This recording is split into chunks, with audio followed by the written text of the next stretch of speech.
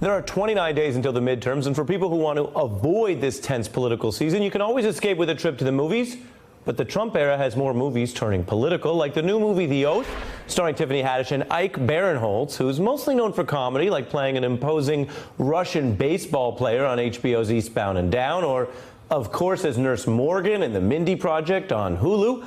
But in The Oath, Ike taps his pedigree as a funny, relatable guy to get people to relate to the very serious prospect of American democracy slowly caving in under the pressure of a creeping authoritarian administration, pressing citizens to sign a loyalty pledge. And his character grows frustrated as seemingly normal people around him accept those tactics and soothe themselves with false conspiracy theories they read online. And the deadline for The Oath comes after Thanksgiving, which leaves Ike's character at war with his family over the holidays. Shame on all of you.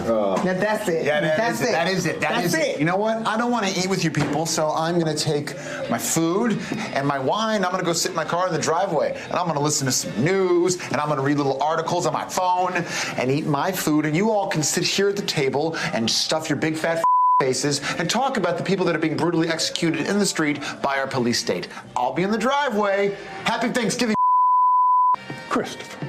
And save me some goddamn pie. Here on The Beat is Ike Barinholtz, who not only stars in The Oath, but also wrote and directed. Happy holidays, everybody. Happy holidays. I just want to say my character in Eastbound and Down, I don't know if you heard, was recently indicted in the Mueller probe. Was he? He was at Trump Tower. He was at the meeting, Ivan Tachenko. And was he being paid by Alpha Bank? He was. It's amazing. I'm worried about him. Is this really Pete Williams' mug? This is scotch. That's your mug now. And now I don't have to get a Christmas gift for my dad. Do you want to beat Penn while you're going through the merch? I'm just going to take a couple of these because I have a lot of family that are fans of the show. So now I just knocked out a little holiday shopping. Thanks, Ari. You're a funny guy. Thank you. Eastbound and Down, and a lot of your other stuff's not political. Why'd you go political here? What are you trying to say? Well, I think everything's political now. I think in years past, especially when it came to the holiday table, you can kind of sidestep politics and pivot into other things like football. Can't do that anymore.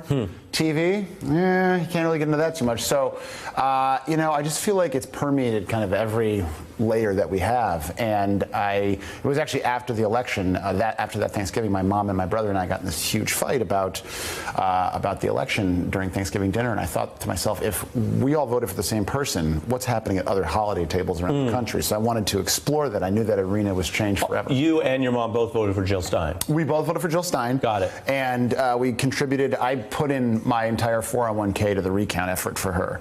And we're still waiting to hear. Jill, if you're watching, return an email, please.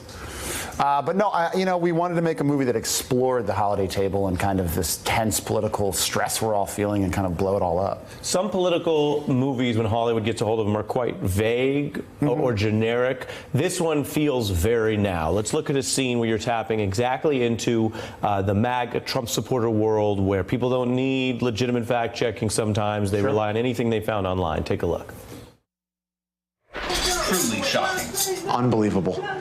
What did he do? Nothing, Mom. He didn't do anything. He didn't do nothing. He lit a copy of The Oath on fire in front of some constituents. And where are you getting this information from? At Fat Ass Patriot. Okay, yeah, well, he's a good source at Fat Ass Patriot. He's verified. He's a verified idiot. Why'd you put that in?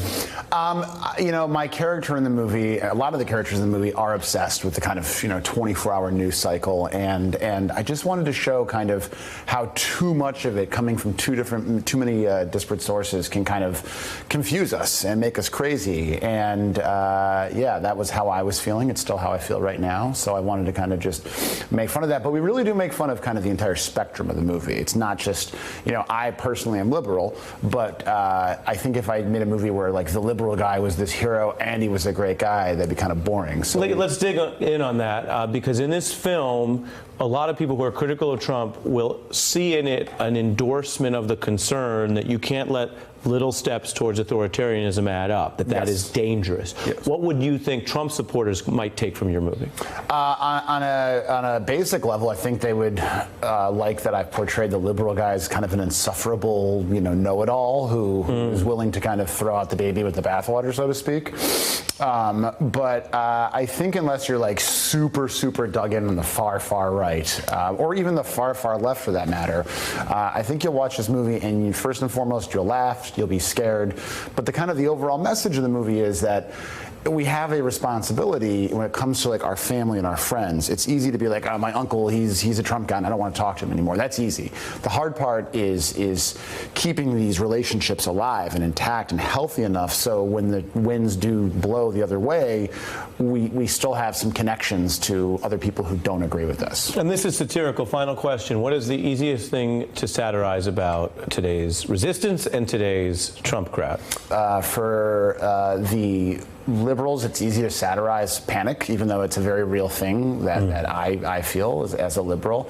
And I think it's easy on the right to satirize the information that you're getting and the validity of it. Right, and the difference between information and facts. Yes, and not, fake news. What we know is fake news, which is, I want to say, this show, having been here, is real news. This is real news. Behind you, when you look behind, are those real desks? Those are real desks. These are real people. This is not North Korea. They are actually. One guy was watching some YouTube clips, but everyone else seems to be working. I feel like. Ike Barinholtz, thanks for coming by. So the movie is The Oath with Tiffany Haddish, and it's out in select cities Friday and everywhere October 19th.